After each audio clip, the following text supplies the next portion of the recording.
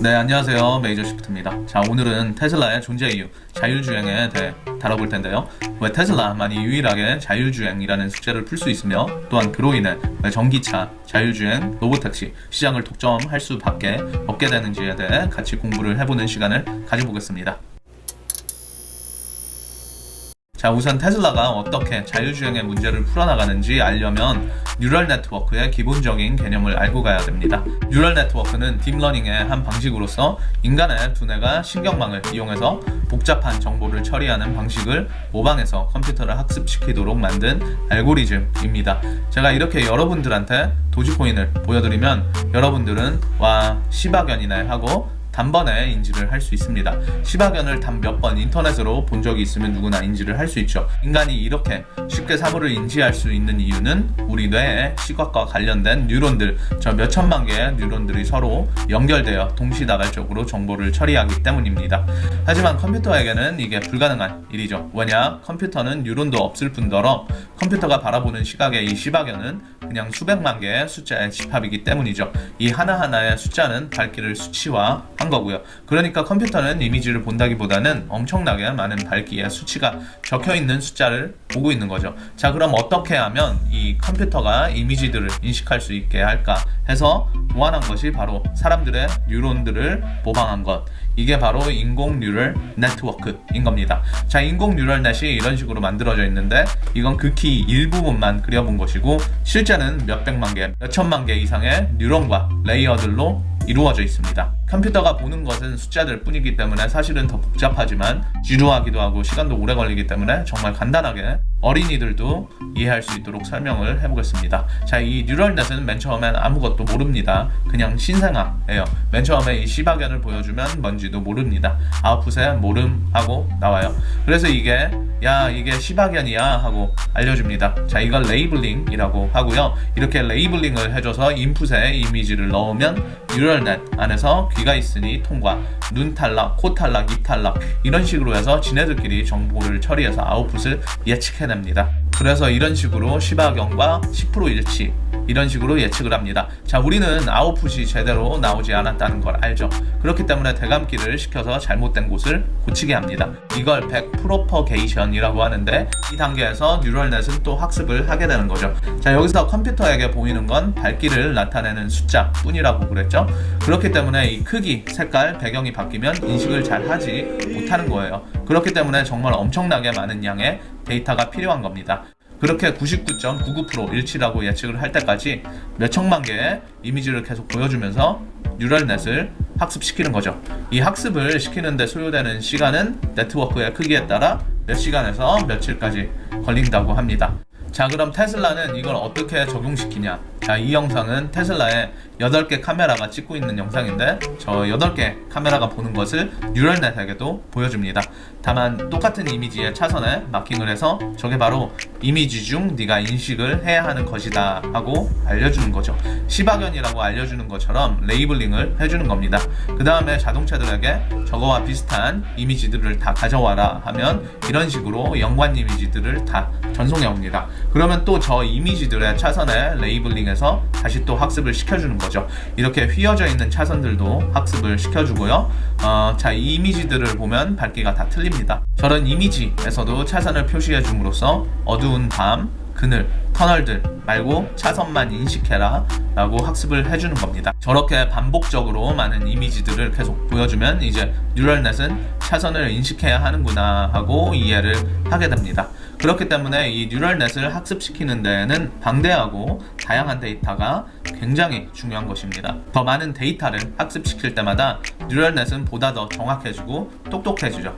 자, 그러면 이미 있는 데이터를 가지고 시뮬레이션 모드로 계속 학습을 시키면 되지 않느냐라는 의문을 가질 수 있는데 현실 세계에선 정말 상상치도 못한 변수들이 생깁니다. 눈길이라든지 갓길에 서 있는 차 또는 쓰레기 봉지들, 자전거, 동물들 또는 공사 현장 옆을 걸어다니는 사람들, 저런 환경에서 한 명의 움직임 뿐만 아니라 서로가 어떻게 반응하는지 또는 그것이 자율주행에 어떠한 반응을 미치는지 시뮬레이션 하는 것은 거의 불가능에 가깝죠. 또한 어떤 경우는 시뮬레이션 못하는 걸 떠나서 상상도 못하는 변수들이 일어나기도 합니다. 트럭 한 대가 다른 트럭 세 대를 끌고 간다든지, 짐을 가득 실은 수레차를 만난다든지, 아니면 보트를 만난다든지, 수만 수천 개의 변수들이 있기에 시뮬레이션으로 얻을 수 있는 학습은 한계가 있는 거죠. 현실 세계 데이터들이 훨씬 중요한 겁니다.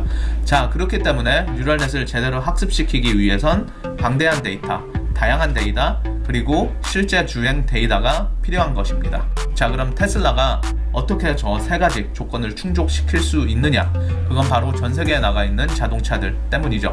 약 200만 대의 자동차에서 데이터를 수집해서 뉴럴넷에 피딩을 해줄 수 있기 때문입니다. 자, 사물 인식도 똑같이 이루어지는데요. 맨 처음 사물을 보여줘서 학습을 시키고, 그거와 비슷한 패턴의 이미지를 가져와라 해서 또 그 데이터들을 가지고 완벽히 인지를 할 수 있을 때까지 학습을 시키는 겁니다. 예를 들어서 이런 것들도 다 학습을 시킵니다. 자동차 뒤에 자전거가 매달려 가는데요. 자칫하면 두 개가 따로 이동하는 걸로 인식해서 곤란해질 수 있습니다. 여기서도 마찬가지로 자동차들에게 이런 패턴의 이미지를 다 불러오라고 시킵니다. 그래서 그걸로 또 학습을 시켜서 저건 자동차 뒤에 매달려 가는 거며 자동차 한 대일 뿐이다 라는 걸 인지시켜주는 거죠. 저것뿐만 아니라 자동차가 보고 있는 모든 사물들, 보트, 공사 현장, 도로 위 잔해, 동물들까지, 평범하지 않은 것들까지 전부 다 저런 식으로 학습을 시키는 겁니다. 자, 언제든지 자동차가 읽지 못하는 패턴이 감지되면 그 데이터가 자동으로 전송이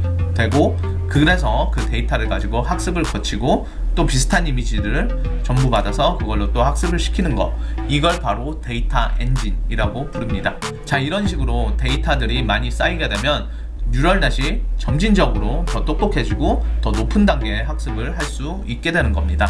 또 다른 예로는 앞차가 끼어들기를 했는데 자율주행이 대처를 못했다 하면 끼어들기 전 몇 초 전으로 영상을 대감기를 합니다. 그리고 끼어들기 하기 전부터의 모든 패턴을 데이터 엔진을 통해 또 학습을 시키는 거죠. 이 새로 학습된 능력은 바로 자동차들의 컴퓨터에 적용되지 않습니다. 섀도우 모드라고 있는데, 예를 들면 제가 운전을 하고 있는데 누가 끼어들기를 해요. 그럼 그 순간에 컴퓨터가 상상 속에서 자기가 직접 상황에 대처를 해보는 거예요. 여기서도 또 에러가 나온다면 자동으로 영상이 전송되고 그 데이터를 가지고 다시 학습을 또 시키는 겁니다. 이 과정을 반복해서 제대로 인지를 하면 그때 운전자들의 컴퓨터에 적용을 시키는 거지요.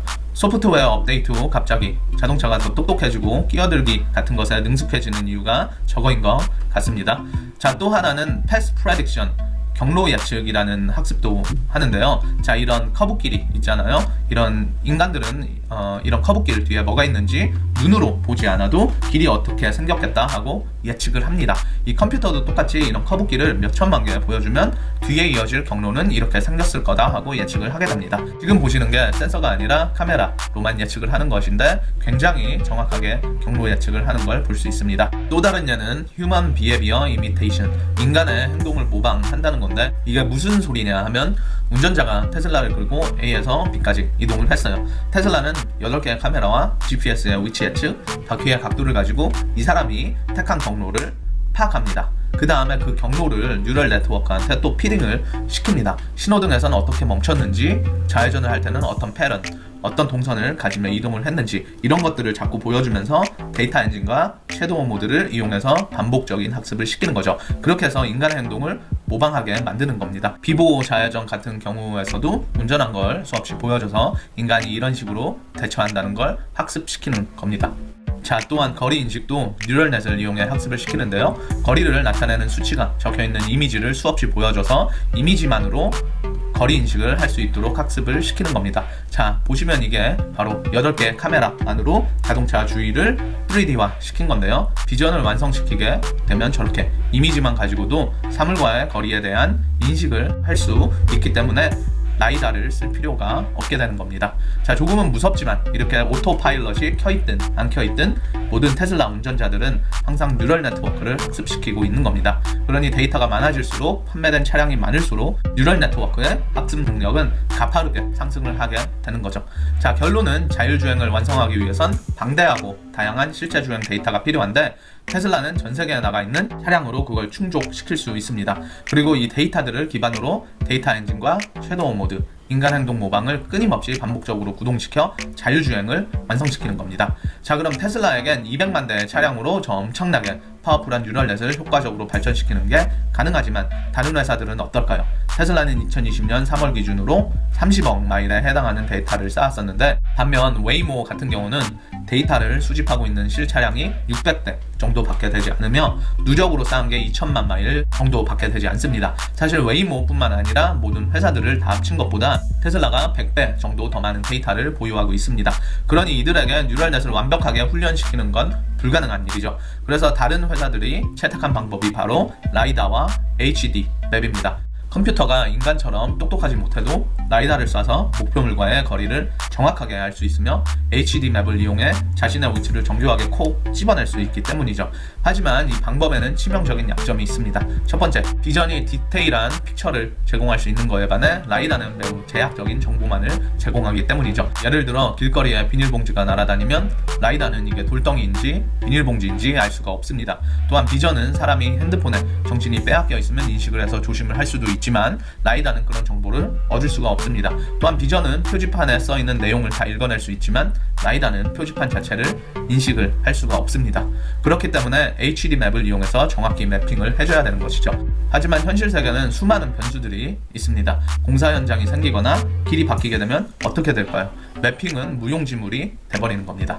두 번째, 뉴럴넷이 아니라 라이다와 매핑에 의존을 하면 각종 변수에 대응할 수 있는 시스템이 갖춰지지 않습니다. 좋은 예가 바로 웨이모인데 웨이모는 애리조나 지오펜싱이 된 지역에서 로보택시를 서비스 중입니다. 하지만 좌회전을 잘 하지 않죠. 특히 비보호 좌회전은 아예 안 하고요. 대신 우회전을 3번 해서 돌아가게 경로가 짜여 있습니다. 왜냐하면 좌회전엔 너무 많은 변수가 존재하고 또 위험하기 때문이죠. 반면 테슬라는 인간 모방 학습으로 좌회전하는 방법을 배운다고 그랬죠. 그렇기 때문에 현재 비보호 좌회전 그리고 유턴까지도 가능하게 된 겁니다. 세 번째, 라이다 센서는 날씨에 영향을 많이 받습니다. 라이다는 레이저가 튕겨서 돌아오는 걸로 위치와 거리를 재는 건데 비가 오거나 눈이 오거나 안개가 끼면 그 입자들의 레이저가 튀기기 때문에 정확한 측량이 불가능합니다. 그렇기 때문에 웨이모가 유일하게 운행을 하고 있는 장소가 애리조나인 거죠. 왜냐? 애리조나는 비나 눈이 안 오기 때문이죠.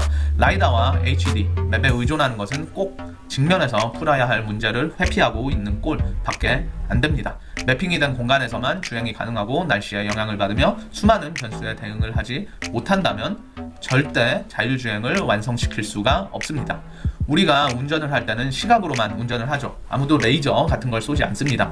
운전할 때 필요한 모든 환경은 시각에 맞춰져 있죠. 그렇기 때문에 자율주행을 풀기 위해선 정교한 시각인식과 그것으로 주위 환경을 이해를 할 수 있는 능력은 없어서는 안 될 필수입니다. 그것을 이용해서 모든 변수에 사람처럼 대응할 수 있는 인공지능을 키우는 게 오직 자율주행이라는 숙제를 풀 수 있는 유일한 길입니다. 자, 이렇기 때문에 이미 첫 단추부터 잘못 끼우고 있는 다른 회사들이 테슬라와 저렇게 벌어진 차이를 어떻게 잡을지는 솔직히 답이 안 보입니다. 자, 테슬라는 몇 년 전부터 로보택시 네트워크를 개발 중이죠. 로보택시가 나오게 되면 우리가 잠자는 시간이나 일하는 시간에도 차량 혼자 나가서 돈을 벌어올 수 있게 되는데요.